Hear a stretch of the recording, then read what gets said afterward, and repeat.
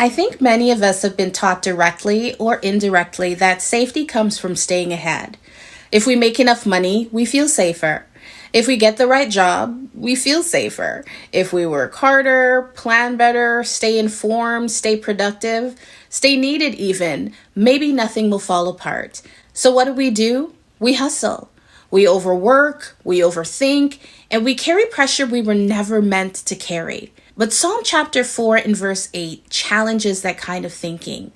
David writes, "In peace I will both lie down and sleep. For you alone, O Lord, make me dwell in safety." Earlier in the psalm, he talks about things like distress, pressure, opposition, people speaking against him.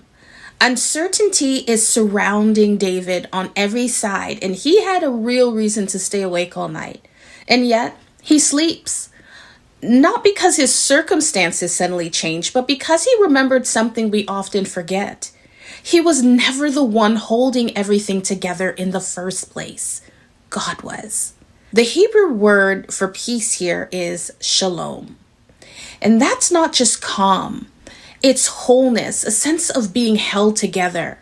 David is essentially saying, I can let go because God will not. And honestly, that kind of rest is spiritual warfare. Every time we release our grip and trust God instead of our own striving, we resist the lie that everything depends on us. And the greatest thing that David could do in that moment was not keep striving through the night. It was to let himself be held by the God who never lets go. This week, as you meditate on Psalm chapter 4 and verse 8, I want you to remember this.